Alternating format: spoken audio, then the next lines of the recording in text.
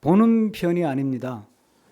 그런데 이제 제가 봤던 몇몇 개 영화 중에서도 SF 영화에 속하는 영화들을 보면 이렇게 왜 이렇게 중력 상태에 있다 갑자기 무중력 상태로 휙 넘어가는 그런 장면들이 나오죠.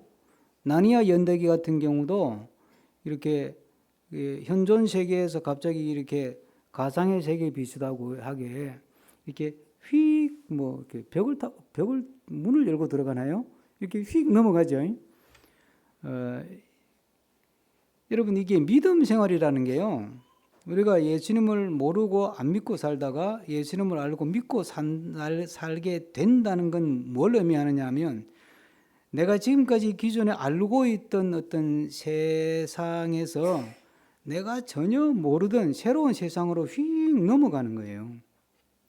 우리가 왜 믿음 생활이 이해가 잘 안 되고 어렵냐 하면 몸은 이미 지금 중력 상태에 살다가 무중력 상태로 휙 넘어가 있는데 거기서 계속해서 내가 현존 중력 상태에 살던 사고방식, 그런 가치관, 그런 삶의 태도, 삶의 법칙을 가지고 막 끼워 맞추려고 하니까 하나님 왜 이러셔? 아, 하나님 참 답답하네. 이게 믿음이 뭐야? 기도는 왜 해야 되지? 이게 이해가 안 되는 거예요. 이해가 안 될 수밖에 없는 거예요, 여러분. 여러분, 우리는 지금 중력의 힘으로 이렇게 서 있잖아요. 무중력 상태가 어떻게 돼요? 몸이 붕 뜨죠? 그렇죠?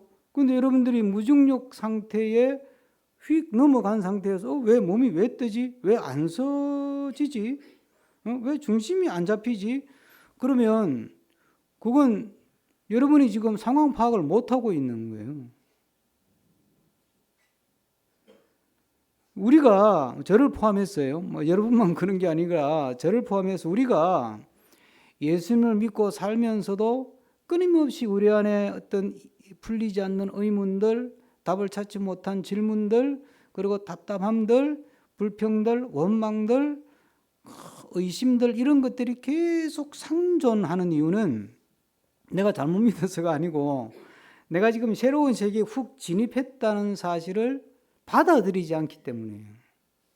그래서 기껏 하는 게 새로운 세계로 훅 넘어갔는데 그 세계에서 어떤 받은 힘과 은혜, 뭐 능력 이런 걸 이용해서 내가 기존에 살던 세상의 문제를 해결하는 데만 계속 쓰려고 하는 거지. 그러니까 이게 답이 안 나오는 거지, 답이 전혀 안 나오는 거예요. 이게 크리스마스가 뭐예요? 크리스마스는 신이신 예수 그리스도, 하나님이신 예수 그리스도가 하나님은 뭐 4차원도 아니고 5차원도 아니고 무중력도 아니고 말 그대로 신의 세계에 있는 분이 이거는 뭐 시공간을 초월하잖아요. 예?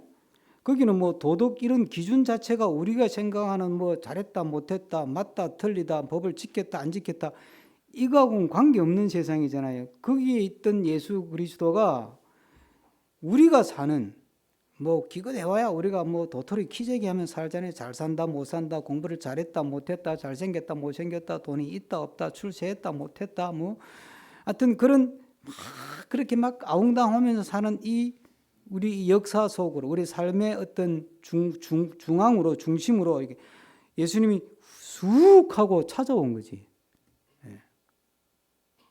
그게 크리스마스예요. 그걸 우리가 인카네이션이라고 그래요. 하나님이 사람의 몸을 입고 왔다. 그런데 우리는 믿음은 뭐냐 하면 반대로 육신의 몸을 입고 사는 우리가 죄짓고 살고 서로 원망하고 다투고 분열하고 시기 질투하고 자랑질하고 갑질하고 뭐 열등감 느끼고 우월감 느끼고 그러면 살잖아요. 그렇게 사는 우리가 갑자기 어느 날 갑자기 예수님의 은혜가 훅 임해가지고 우리가 갑자기 이제 하나님의 세계로 휙 하고 넘어간 거야. 그러니까 이게 뭐지? 중심도 잘 안 잡히고 뭐가 얼떨떨하고 내가 생각한 대로 뭔가 믿음의 세계 이런 게 안 돌아가는 거예요. 기도를 해도 안 되는 것 같고 우리가 분명히 기억해야 될 것은 우리가 예수 그리스도를 믿는다고 하는 사실은 단지 내가 예수 그리스도를 믿음으로 하나님이신 예수를 내가 믿게 됐으니까 내가 갑자기 막 하나님 정도는 아니어도 뭐 전능자 비슷하게 닮아가지고 쫙 기도하면 막 그냥 막 귀신은 다 물러가고 문제는 한 방에 탁 깔끔하게 해결되고 막 골칫거리 전부 다 딱 평정이 되고, 예? 어려운 사람이 갑자기 부자가 확 되고 병든 사람이 갑자기 뭐 펄펄 날아다니고 막 그렇게 내 이 현존의 삶을 확대하고 확장하는 도구로 사용되는 게 믿음이 아니라는 거예요. 그건 내가 믿음의 세계로 훅 넘어간 게 아니고 넘어가지는 않고 현존의 세계에 있으면서 불신앙의 세계에 있으면서 믿음의 능력을 끌어다가 내가 쓰려고 하는 것밖에 안 되는 거예요. 그러니까 이제 막 좋게 봐주면 양다리 걸치고 있는 거지.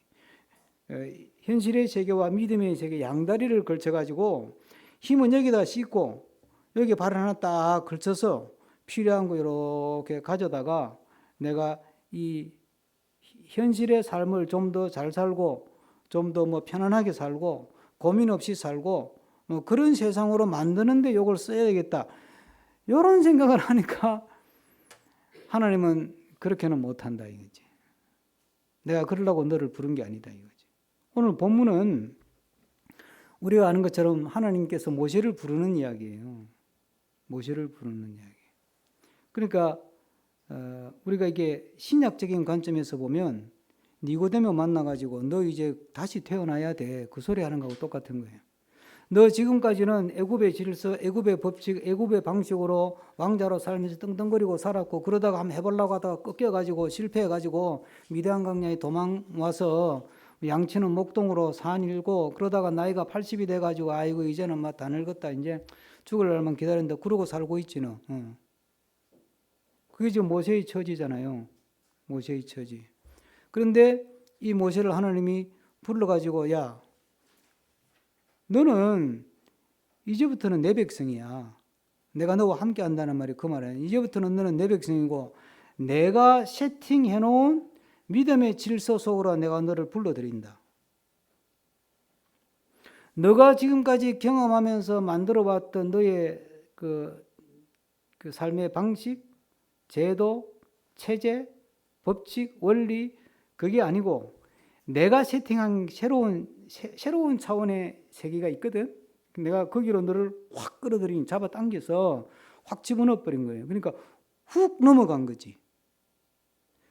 그 대표적인 사건이 오늘 본문에 보면 대표적인 사건이 뭐냐면 아니 떨기나무가 막 이렇게 막 불이 붙는데 보니까 불이 붙으면 나무가 타야 되잖아. 나무는 타지를 않는 거예요.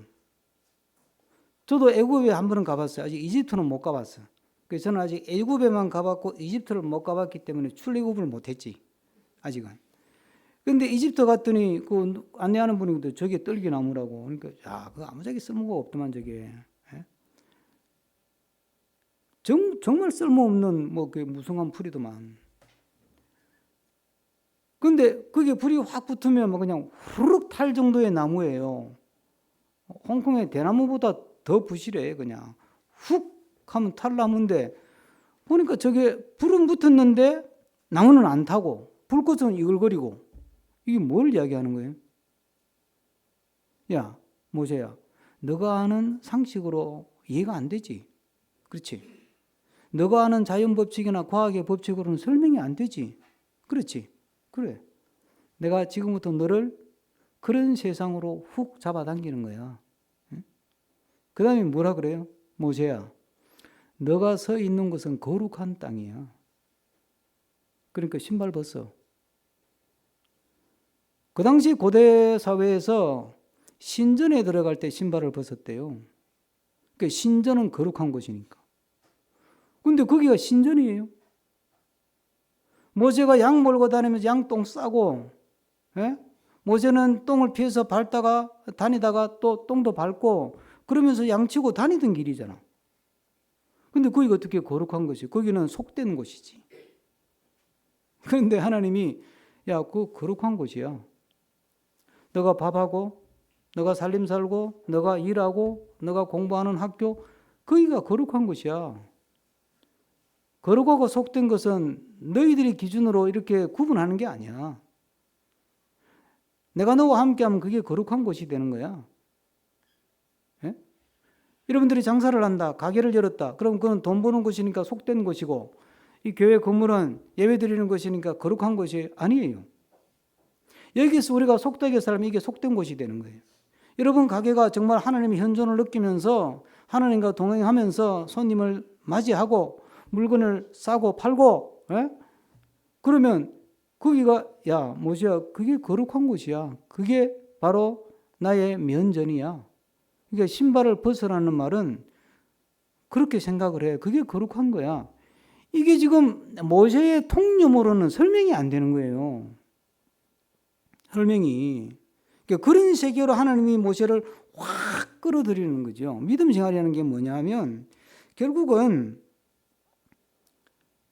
내가 생각했던 어떤 판단 기준, 뭐 법칙 이런 거 있잖아요. 우리가 막 아는 거 많잖아요.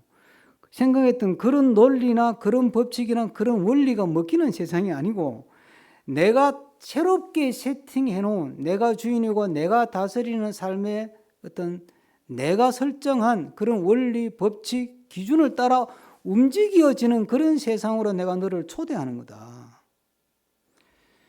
그러니까 우리가 믿음의 세계에서 하나님을 이해하고 알고 공부하고 한다지만 우리는 성경을 공부하면서도 맨날 이제 나하고 딱 맞는 거, 정말 맞아, 그래, 그런 거, 그런 것만 싹 받으면, 그런 구절이 나오면 아멘 그러고, 알따따로 이해가 안 되면 그냥 통과 그러고 그러잖아요. 뭐 심은 대로 거두리라 그러면 뭐 팥 심은 데 팥 나고 콩 심은 데 콩 난다 이런 식으로 설명하고 끝나버리는 거야. 그러면 뭐 성경이 뭐 농사 짓는 책도 아니고, 예? 그 말 하려고 뭐 콩 심은 데 콩 나고 뭐 팥 심은 데 팥 난다고 그 이야기 하려고 성경을 줬겠어요? 상식적으로 한번 생각해 보세요. 그 말을 하려고 아닌 거란 말이에요. 그러니까 우리는 자꾸 우리 방식으로 성경을 받아들여요. 우리 방식으로 받아들인다는 이야기는 인간의 수준에서 인간의 경험치를 가지고 자꾸 하나님 거기 끼워 맞추려고 그러고 성경을 끼워 맞추려고 하는 거예요. 특히 기독교 신앙에서 문제가 되는 게 뭐냐면 우리는 우리가 그동안 경험해 온 것으로부터 결코 자유롭지 못합니다. 그렇죠? 그래서 누구나 어떤 사람에 대해서 조사를 하기 시작하면 그 사람이 어디서 태어났고 무슨 공부를 했고 어떤 직업을 가졌고 뭐 누구와 연애했고 뭐 그런 걸 다 조사하잖아요. 그렇죠? 그걸 왜 조사합니까? 그 사람이 저 나이 될 때까지 쭉 살아오면서 쭉 경험해 온 것이 오늘의 저 사람, 나이가 60이든 70이든 80이든 지금의 저 사람을 이해하는데 결정적으로 영향을 미쳤을 것이다. 그 말 아니에요. 그러면 봐요. 우리나라 역사 속에 제일 먼저 있었던 신앙의 형태는 샤머니즘이에요. 샤머니즘이 뭐예요? 빌고, 빌면 복 받는다. 그 비는 게 뭐예요? 주술 아니에요? 주술. 예? 뭐 주문을 외우든지 뭐 손이 불이 돼도 불이 나도록 빌든지 주술을 통해서 복을 받자. 그게 기복 아니에요. 그 다음에 샤머니즘보다 더 체계적인 종교 신앙 체계가 들어온 게 뭐예요? 그게 불교 아니에요. 불교. 불교는 뭐예요? 적선불공 아니에요. 예? 그러니까 뭔가 선한 일을, 좋은 일을 차곡차곡 쌓으면 그게 쌓여가지고 나한테 복이 되고 그게 쌓여가지고 내가 해탈한다는 거 아니에요. 그게 핵심 교리 아니에요, 그게. 그 다음에 들어온 게 뭐예요? 유교 아닙니까? 유교. 유교는 뭐예요? 유교? 유교는 도덕이에요, 도덕. 예? 야, 그건 나쁜 짓이야. 응, 그건 착한 짓이야. 그건 효도야. 이건 불효야. 그건 충성이야. 이거는 불충이야. 예? 인간의 어떤 도리를 가지고 무엇이 옳고 그른지를 구분하는 게 유교의 중요한 가치 아니에요. 그래서 중요한 게 그들의 어떤 그 경전이 경전. 그러니까 유교는 율법주의가 되고 도덕주의가 되는 거예요. 그래서 기독교 신앙에 우리 신앙의 기초에 영향을 준 우리가 알게 모르게 우리 민족의 경험해온 그 바탕을 이루고 있는 신앙체계의 바탕을 이루면서 지금도 영향을 미치고 있는 게 샤머니즘, 불교, 유교란 말이죠. 그래서 어떤 학자는 한국 기독교는 기샤교, 기독교 더하기 샤머니즘, 기독교 더하기 불교, 기불교, 그 다음에 기독교 더하기 유교, 기유교의 형태를 가지고 있다. 이렇게 지적을 하잖아요. 그게 틀린 말이 아니거든요. 그러면 보세요. 우리가 온전하게 하나님이 만든 새롭게 세팅한 그 질서 체계 속으로 확 제대로 들어가려면, 두 발 다 탁 건너가려면 샤머니즘적인 역량, 불교적인 역량, 유교적인 역량을 극복을 해야 돼요. 그걸 무시하라는 말이 아니고 그걸 뛰어넘어야 된다고요. 자, 쉽게 하나 예를 들면, 자, 잘하면 복 받고 못하면 벌 받아. 성경에 이게 맞아요? 네? 아니, 나무에 불이 붙었으면 나무가 타는 게 맞잖아요. 그러면 잘했으면 복 받고 못했으면 벌 받고 이래야 되는데, 성경을 봐요. 성경이 주된 주제가 뭐예요? 왜 악인은 형통하는데 의인은 고생하냐? 예? 왜 의로운 자는 고생하는데 불의한 자는 형통하고 잘 먹고 잘 사냐? 그게 성경의 대표적인 주제잖아요. 안 맞다니까요, 그게. 여러분,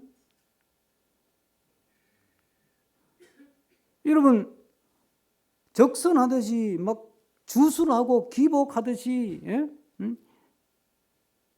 내가 막 지성을 들여가지고 신을 감동시키면 하늘에서 복이 떨어져요. 그러면 뭐 40일 금식 기도한 사람 다 부자 됐겠네. 아니잖아요. 그게 안 맞아떨어진다. 그게 안 된다는 말이 아니라 그게 전부가 아니라는 거예요. 그러면 하나님 앞에서는 잘하고 잘못하고 실패하고 성공하고 이게 사실은 큰 의미가 없는 거예요. 공부를 잘하고 못하고 실력이 있고 없고 그것도 별 의미가 없는 거예요. 결국은 하나님이 작정하시고 하나님이 계획하시고 하나님이 세우신 질서에 따라서 우리의 삶은 쭉 가는 거거든요. 그걸 받아들이는 게 믿음이에요. 그런데 믿음 좋다는 사람이 그걸 안 받아들이겠대. 안 받아들이겠대. 그러니까 막 야곱 같은 본문을 막 지멋대로 해석을 해가지고 하여튼 악을 쓰고 깡을 부리고 막 끈질기게 붙들고 씨름을 하면 결국은 하나님이 항복한다. 막 하나님 이겨서 뭘 하시려고? 하나님 이기는 게 나한테 덕이에요? 손해예요? 예? 부모 자식 간의 생각 없이 여러분들이 부모를 이겨서 덕될 게 있어요? 정상적인 가정이라고 전제를 하고 합니다. 예? 자식이 부모를 이겨가지고 그 자식이 잘 되는 경우가 있냐고요. 예? 자식이 부모 말을 안 들어가지고 그 자식이 잘 되는 경우가 있냐고. 정상적인 가정을 전제로. 자식은 부모한테 져야 지가 잘 되는 거예요. 참. 이걸 꼭 설교로 이야기해야 되겠습니까? 그렇지 않습니까? 우리가 기를 쓰고 깡을 쓰고 막 때를 쓰고 막 그래가지고 기어코 하나님의 항복을 받아냈다. 야곱이 지금 그 이야기 하는 거예요. 야복한 기도는 그 뜻이 아닙니다. 하나님을 굴복시켜라. 하나님을 정복해라. 그 뜻이 아니고, 예? 하나님의 은혜를 구하라. 그 뜻 아니에요. 예? 네가 하나님의 은혜 없이는 살아갈 방법이 없다. 하나님의 용서 없이는 살아갈 방법이 없다. 하나님의 도움이 없이는 너는 앞길을 살아갈 수가 없다. 형의 문제도 해결할 수 없고 고향이 돌아가 자리를 잡을 수도 없다.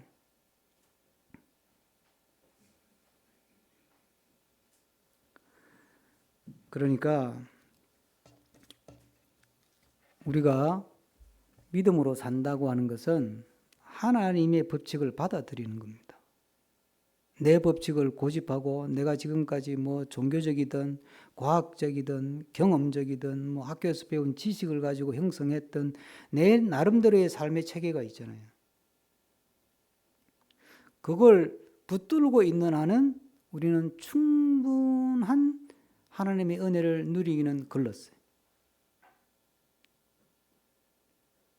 여러분들의 삶의 문제를 해결하는 방식이 그런 내 경험의 축적으로 만들어진 그런 어떤 원리와 법칙을 가지고 하나님을 설득을 시키려고 한다면 여러분은 실패합니다. 오히려 풀리지 않는 문제, 해결하지 않는, 이해할 수 없는, 납득할 수 없는, 받아들일 수 없는 시련과 고난의 문제를 할지라도 하나님의 법칙을 따라 하나님 앞에 그걸 받아들이는 거예요. 그걸 성경은 순종이라고 말하는 거예요. 잘못해도 하나님 괜찮다 그러면 괜찮은 거예요. 내가 잘해도 야, 너 회개해 그러면 회개해야 되는 거예요. 욥이 뭘 잘못해서 마지막에 회개합니까? 근데 회개하잖아요. 죄를 뒤집어 쓰고 회개하는데 잘못한 것도 없는데. 그래 놓고는 욥기에 마지막에 하나님이 최종 결판이 뭐예요? 친구들 모아놓고 야 욥이 옳았어 너희들이 틀렸어. 그럼 도대체 뭐 앞뒤가 안 맞잖아 이게. 회개는 욥이 했는데 친구들은 회개도 안 했는데. 그런데 하나님이 욥이 옳아 너희들이 틀렸어 임마. 너희들이 살 길은 욥이 너희들을 위해서 기도하는 거야. 그럼 내가 너희들을 봐줄게. 여기가 어떻게 되는 거예요 도대체. 그러니까 여러분 우리는 이렇게 생각해요. 하나님 앞에서 잘못하면 막 완전히 구원도 취소되고 완전히 지옥으로 떨어진다. 아니에요. 우리의 잘못 정도는 하나님 앞에서는 큰 문제가 아니에요. 잘못하면 내가 고생하는 것뿐이에요. 예? 고생하는 기간이 길어지는 것뿐이라고. 예?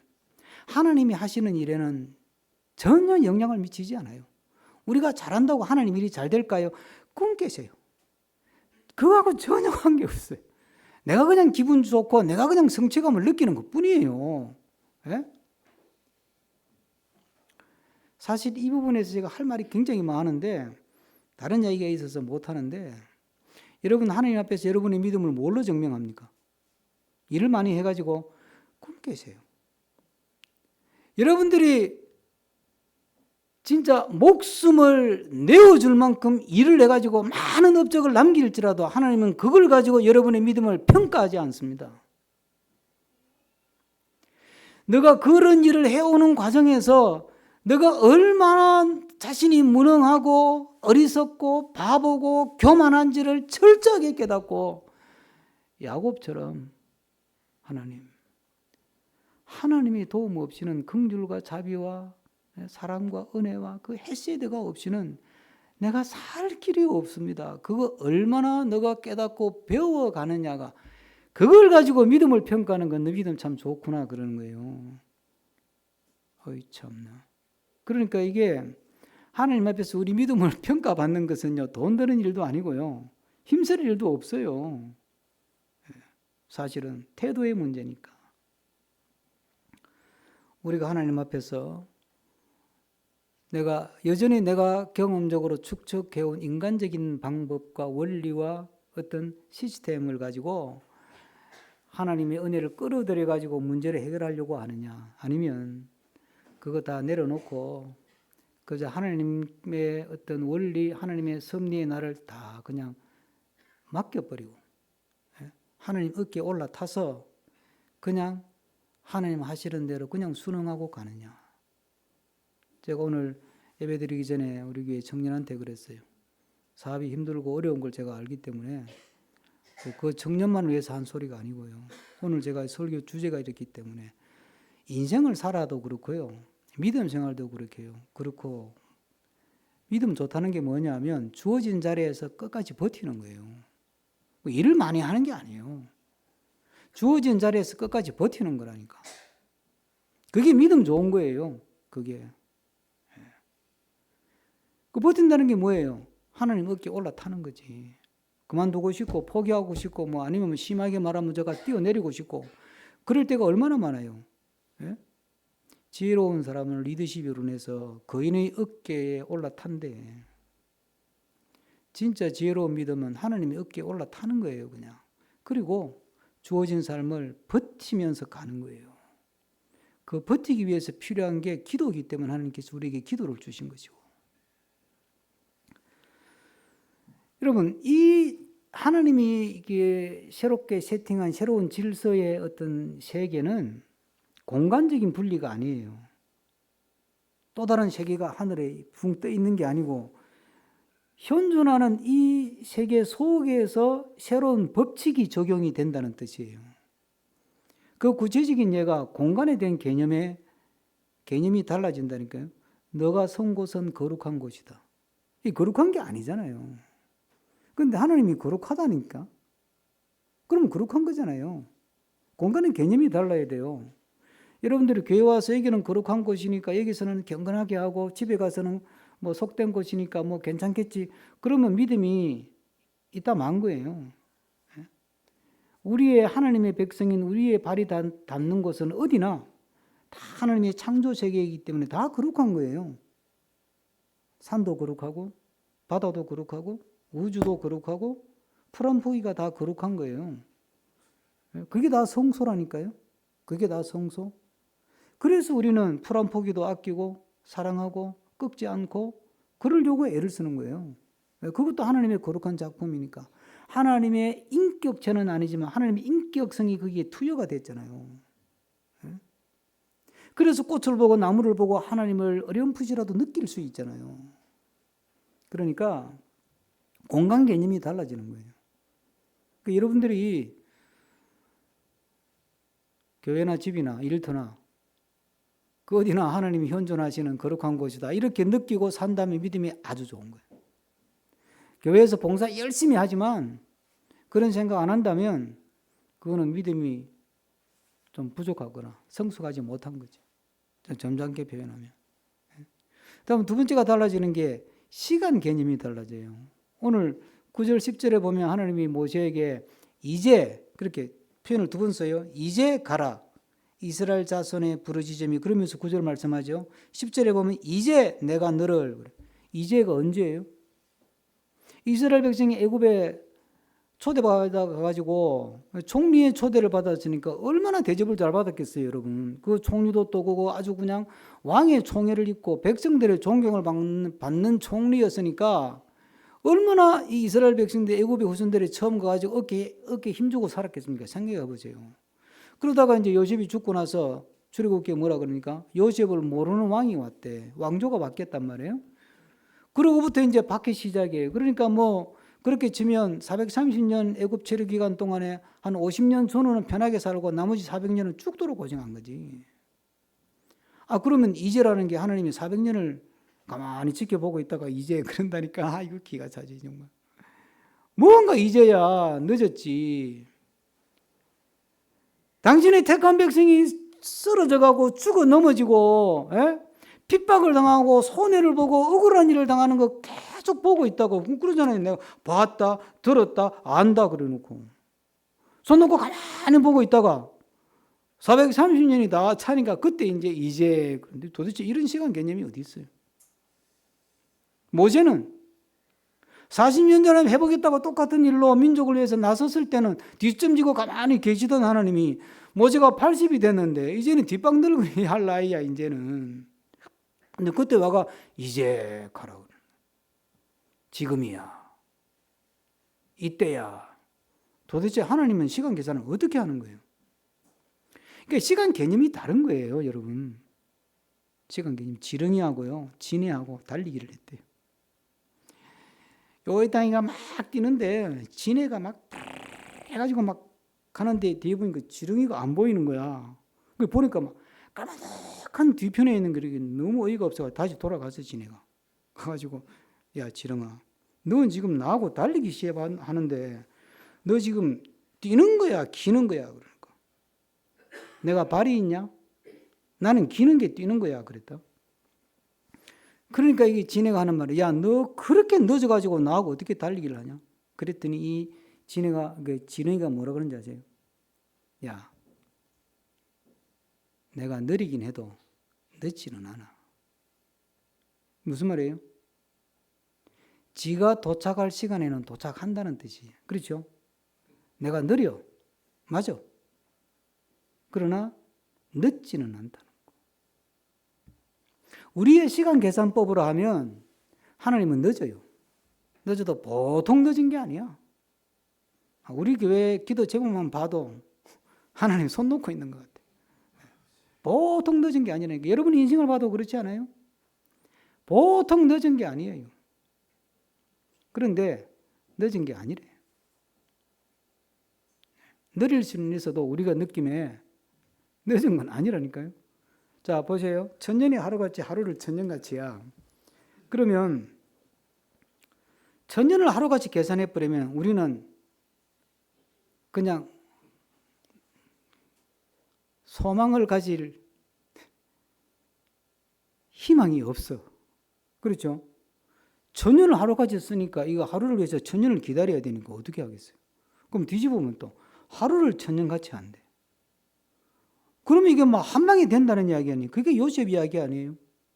요셉이 뭘 공부할 시간이 있었습니까? 뭐 훈련받을 시간이 있었습니까? 억울한 일 당하고, 예? 그리고 깜빵에 가고, 그거밖에 더 있어요.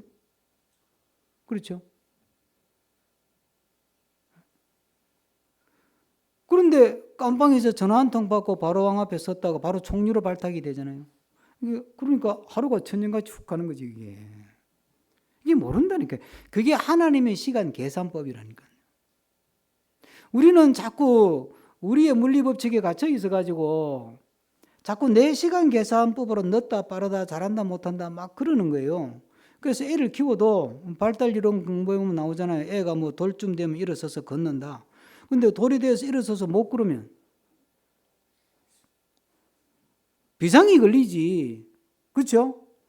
그러나 3살, 4살에 걷는 애도 있잖아요. 우리 조카도 그랬는데.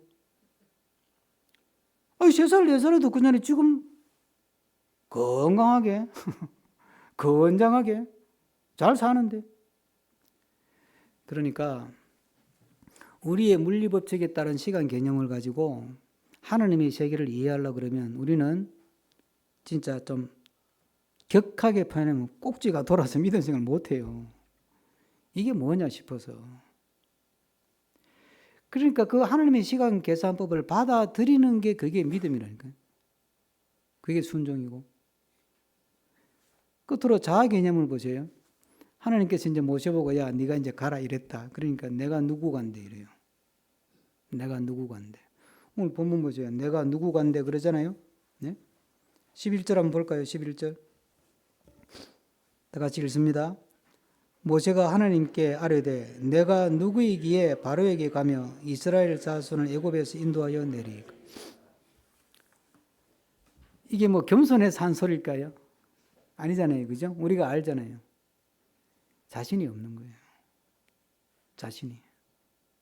이 나이에, 내 지금 이 처지에, 이 형편에 내가 뭘 할 수 있다고. 그러니까 이게 이 자기 정체성이 어디서 나온 거예요?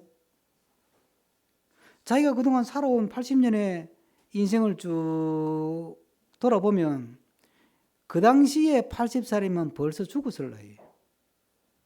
평균 연령을 따지면. 그런데 아직 살아있어.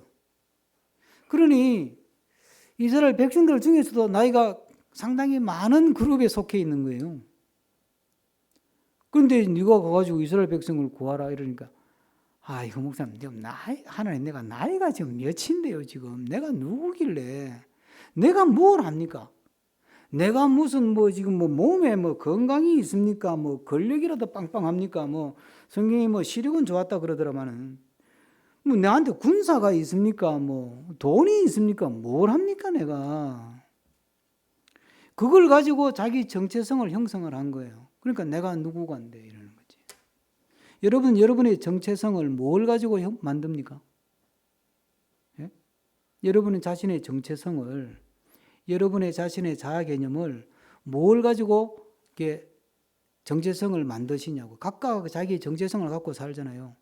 나는 생기기도 괜찮게 생겼고 어디 가도 인물도 안 빠지고 뭐 공부도 할 만큼 했고 뭐 이렇게 돈도 좀 벌 만큼 벌어놨고 뭐 어디 가도 뭐 기죽지 않을 정도가 되니까 나는 괜찮은 사람이에요. 그게 내 정체성이에요.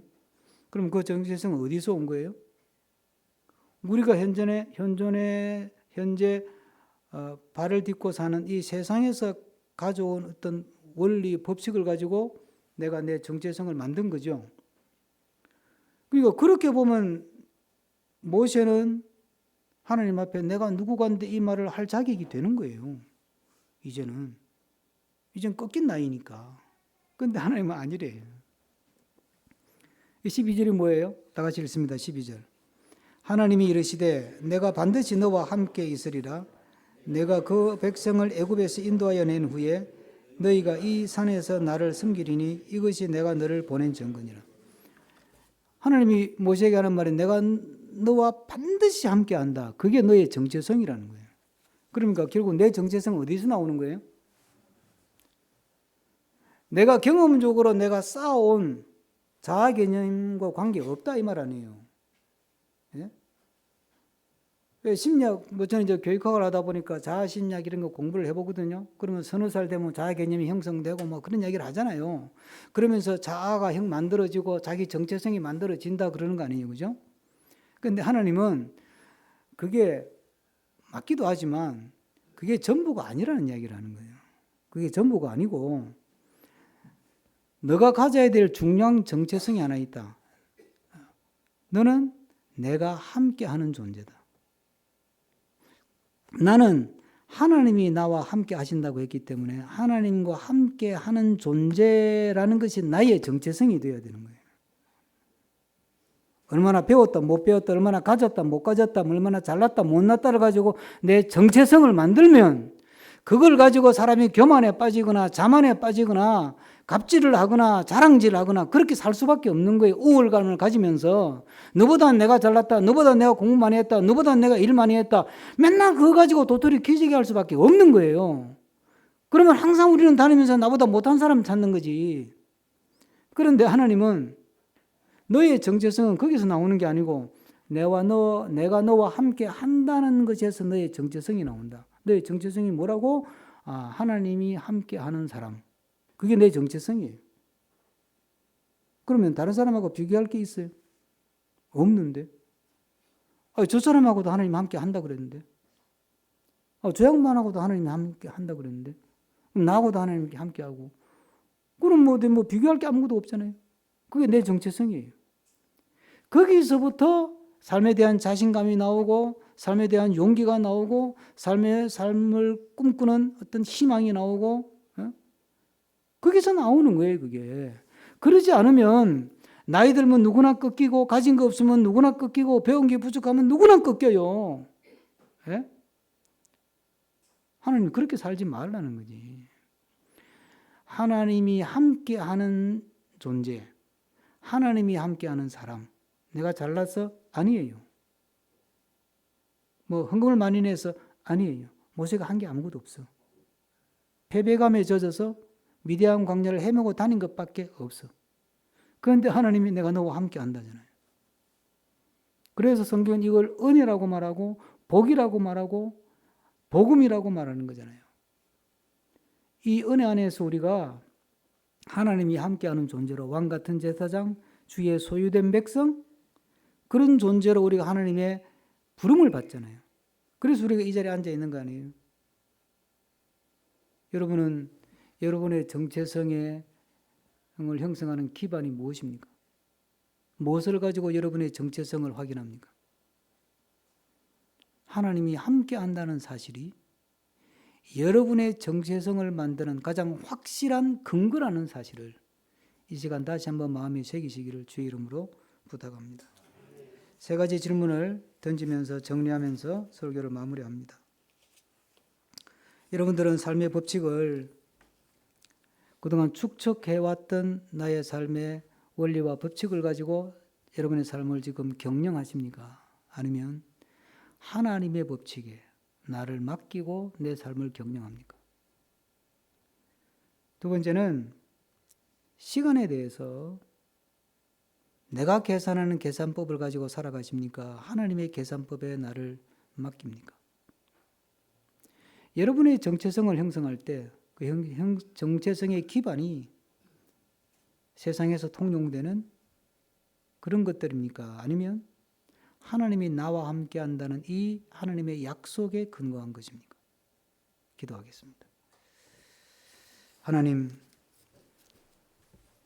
우리가 이제 하나님의 세계로 초대받았는데